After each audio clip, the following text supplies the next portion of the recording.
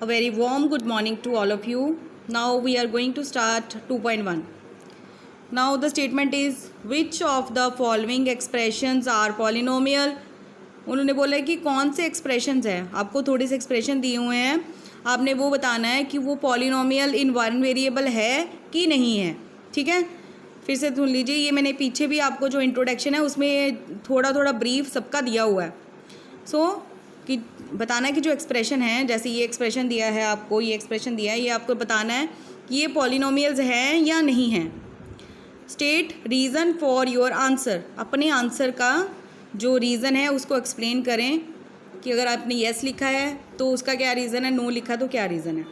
तो आपने लिया 4x² - 3x + 7.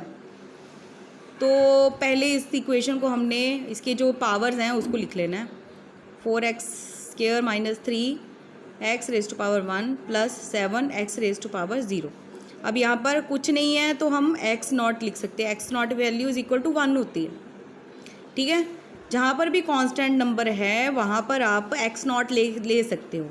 ठीक है, इसको ज़ीरो पॉलिनोमियल बोलते हैं. ठीक है, क्या बोलते हैं? Zero polynomial. अगर आप चाहें तो ये लाइन आपने नहीं लिखनी है तो ये एक्सप्रेशन लिख के इज़ इक्वल टू डाल के सीधा ये लिख सकते हैं. There is no difference. Since x is the only variable in the given equation and the power of x are whole numbers, we can say that the expression this is a polynomial in one variable. अभी उन्होंने बोला है कि जो x है is the only variable. x एक तो एक ही वेरिएबल है इसका. ठीक है, y नहीं है इसमें, z नहीं है, सिर्फ x है. इसमें भी x, इसमें भी x, इसमें भी x. वन वेरिएबल हो गया. पावर क्या है वेरिएबल की? Whole number. 0 1 2 3 4 up to so on infinite तक होल नंबर्स होते हैं. और जो आपकी पॉलिनोमियल है आपको उसको यही आपका सबसे बड़ा जो उसका डेफिनेशन है कि जो होल नंबर है वो, जो इसकी डिग्री है पॉलिनोमियल की, वो होल नंबर होती है. y² + √2. ये इसको ऐसे लिख लिया, इज इक्वल टू डाल के आप सीधा लिख सकते हो. सिंस y इज़, अभी देखिए इसकी पावर कितनी है, 2 है, इसकी 0 है. ठीक है, तो आपको पता चल गया पहले ही. तो आप सीधा भी लिख सकते हो कि the degree of the expression is a whole number, so it is a polynomial. ठीक है, आपने अपने हिसाब से भी वर्डिंग लिखना सीखना है. अगर आपको मतलब पूरा प्रॉपर इतनी बड़ी स्टेटमेंट नहीं लिख सकते तो एक लाइन में आप लिख सकते हो the power of the expression is whole number, so the expression is polynomial. Since y is the only variable. ठीक है, अभी ये भी आपने बताना है कि y एक ओनली वेरिएबल है इसमें. The given equation and the power of y are whole number. अभी y की पावर क्या है? होल नंबर है. तो वी कैन से, ये अगर बीच में नहीं लिखा हुआ तो मैंने अभी लिखा ये, we can say that the expression y² + √2 is a polynomial. तो y² √2 एक पॉलिनोमियल है. The next is 3√t + t √2. अभी इसमें देखिए t की पावर √2 को हम कैसे लिख सकते हैं? 1/2. t 1 हो गया यहाँ पर. अभी इसकी पावर क्या आ गई? 1/2. 1/2 क्या है? होल नंबर है? नहीं है. तो हमारे पास सीधा आ गया. जो बच्चे इतनी बड़ी स्टेटमेंट नहीं कर सकते, वैसे तो मुझे लगता है कि सबको ये लिखना पड़ेगा. ठीक है, क्योंकि आधा नंबर जो बच्चा ये नहीं लिखेगा आधा नंबर कट जाएगा. बट ये सब बहुत सिंपल है. अगर आप मान लो कि अगर आपको पेपर में नहीं लिखना आता ये चीज़, तो आप सीधा रीज़न छोटा सा दे के कि 1/2 is not whole number, so the expression is not polynomial. Okay, the power of t is not whole number, so 3√t + t √2 is not a polynomial in one variable. The next is y + 2/y. अब y को negative कर दिया, जब इसका reciprocal form में लिखा इसे तो -1 इंटीजर है, होल नंबर नहीं है, तो क्या लिखेंगे, the power of y is not whole number, so y+2 by y is not a polynomial in one variable. 10 x⁻10 plus y⁻3 plus t⁻50। 50 भी होल नंबर है, 3 भी होल नंबर है, 10 भी होल नंबर है। The power 10, 3, 50 are whole number, so there are 3 value variables x, y, t, x, y, t। ठीक है, अब आपको यहाँ पता चल गया कि जो पहले से हम निकाले हैं उसमें सिर्फ वन वेरिएबल था। यहाँ पर t है तो यहाँ पर भी t है, यहाँ y है तो यहाँ पर भी y है, बट यहाँ पर क्या आ गया, x, y, t। ठीक है, तो hence x⁻10 plus y⁻3 plus t⁻50 is not a polynomial in one variable. अच्छा, एक चीज़ और याद रखनी है, जो आपको स्टेटमेंट है उसमें आपने पॉलिनोमियल ही नहीं निकालना। ठीक है, आपने ये भी देखना है कि जो पॉलिनोमियल है वो वन वेरिएबल में है कि नहीं। ठीक है, वैसे ये पॉलिनोमियल है लेकिन पॉलिनोमियल इन वन वेरिएबल नहीं है। ठीक है, तो आपने 2 चीज़ें इसमें देखनी है, जो 5 के 5 इस आपको सम दिए हैं, जो फर्स्ट टर्म है उसमें हमने 2 चीज़ें नहीं फाइंड आउट करनी है। एक तो आपने देखनी है कि वन वेरिएबल लाना चाहिए, जो दूसरा देखना है आपने पावर जो है वो होल नंबर की होनी चाहिए। सेकेंड सम है, right the coefficient of x² in each of the following. ठीक है, अभी आपने क्या करना है, कोफिशिएंट आपने क्या देखना है कि जो कोफिशिएंट है, कोफिशिएंट मैंने बताया था जैसे 2x प्लस 3x² प्लस 2। अभी इसका कोफिशिएंट क्या है, ये x का कोफिशिएंट क्या है 2, x² का कोफिशिएंट क्या है 3, 2 इज़ अ कांस्टेंट नंबर। तो हमें right the coefficient of x², किसका कोफिशिएंट हमने निकालना है, x² का। Right the coefficient of x² in each of the following, x² का कोफिशिएंट हमने फाइंड आउट करना है। तो हमारे पास आ गया, ये एक एक्सप्रेशन दिया है और x² ये दिया है हमें x², तो हमें x² का ही कोफिशिएंट निकालना है। तो कि कितना कोफिशिएंट है, अब इसके साथ क्या है, कोई भी चीज़ है अगर उसके साथ 0 मल्टीप्लाई होता है तो वो 0 बन जाता है। अगर कोई भी चीज़ है वैसे ही कि वैसे ही रखनी है तो 1 मल्टीप्लाई होगा तो x² आएगा। 2 1 ज़ा 2, 3 1 ज़ा 3, तो इसके साथ क्या मल्टीप्लाई हुआ है 1। The coefficient of x² is 1। Next 2 minus x² plus x³ the coefficient of x² is -1। अभी ये चीज़ का ध्यान रखना है कि जो इसका प्लस नहीं लगाया, क्योंकि माइनस लगाने की ज़रूरत होती है, प्लस लगाने की ज़रूरत नहीं होती। हमें पता है कि ये पॉजिटिव नंबर है, अगर नेगेटिव है तो हमें नेगेटिव शो करना पड़ेगा, पर पॉजिटिव नंबर के साथ प्लस लगाने की ज़रूरत नहीं होती। सो ये -1 आना है यहाँ पर। और बहुत बच्चे ये पेपर में अगर ये सम डालूंगी तो ये गलत करेंगे। हमेशा जब भी कोफिशिएंट की बात होती है तो जो उसके आगे उसका निशान लगा होता है वो भी हमने साथ में मेंशन करना है। ठीक है, आगे है π/2 x² प्लस x।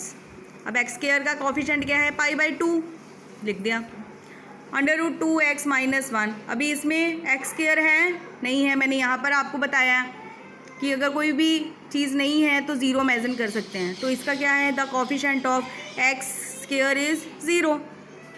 ठीक है ना।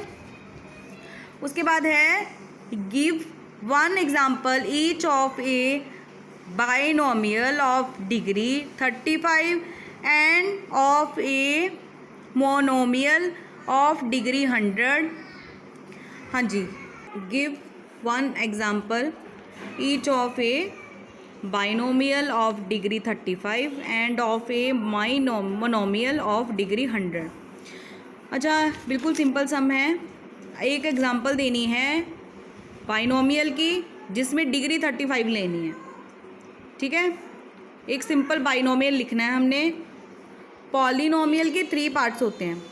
एक तो आपने लीनियर पढ़ लिया, लीनियर पॉलिनोमियल, उसमें क्या आ गया कि एक ही वेरिएबल होगा, ठीक है, जो वेरिएबल की पावर है वो 1 होगी, जो क्वाड्रिक है उसमें पावर 2 होगी, जो क्यूबिक है उसमें पावर 3 होगी मैक्सिमम।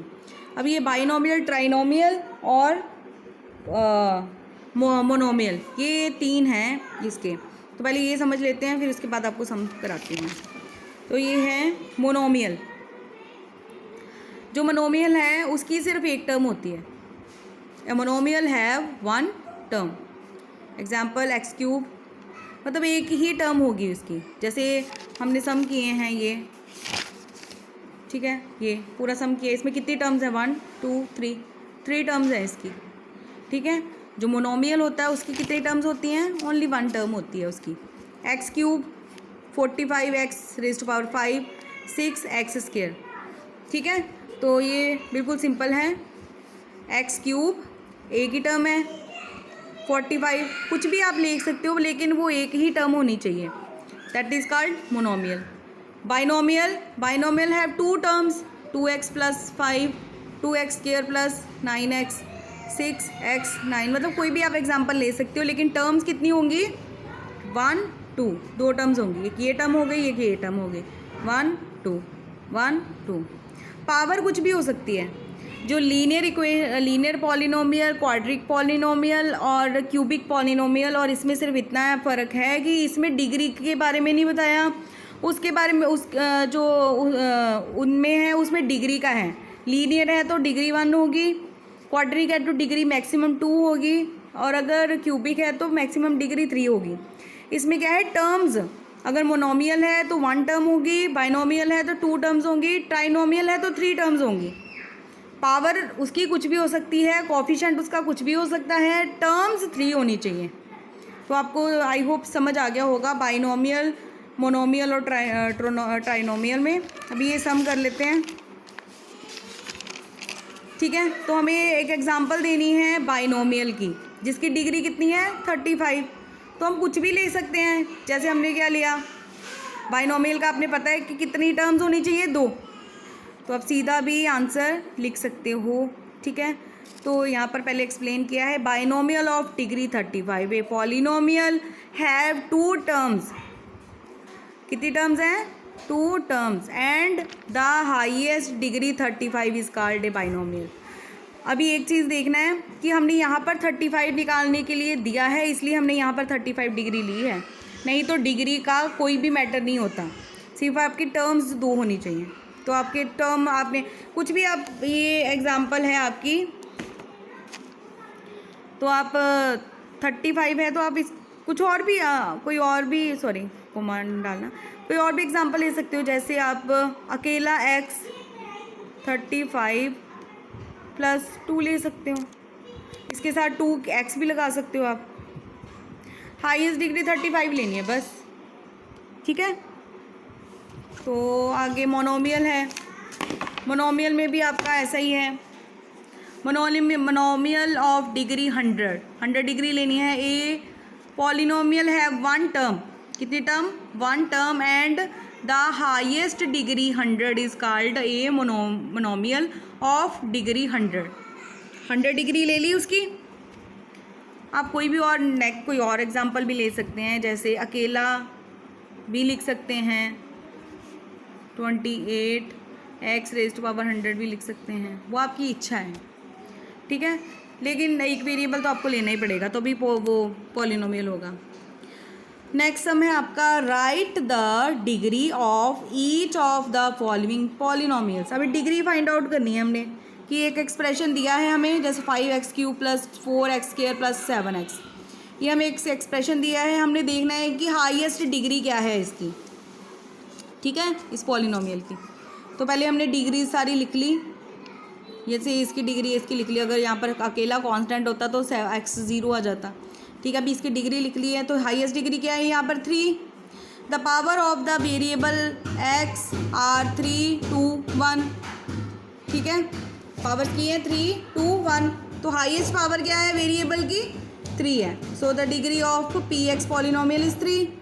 आप सिंगल लाइन में भी लिख सकते हैं the highest degree of the polynomial is 3, no problem. सिर्फ आपको समझाने के लिए 3 लाइनें लिखी हैं मैंने।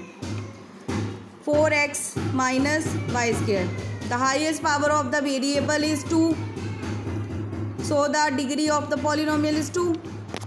ठीक है, अब इसमें आ गया 5t माइनस √7। अब आपको पता है t की पावर कितनी है 1, यहाँ पर t की पावर कितनी 0, तो हाईएस्ट पावर कितनी हो गई 1। ठीक है, नेक्स्ट है 3। मैंने आपको बताया है कि ये 0 पॉलिनोमियल्स होते हैं। ठीक है, जो कांस्टेंट होते हैं, अगर वो पॉलिनोमियल के चैप्टर में आपको अकेला आता है तो उसको 0 पॉलिनोमियल बोलते हैं। 0 पॉलिनोमियल मतलब कि कुछ भी नहीं है, x की पावर 0 है। हाईएस्ट डिग्री कितनी आ गई इसकी 0।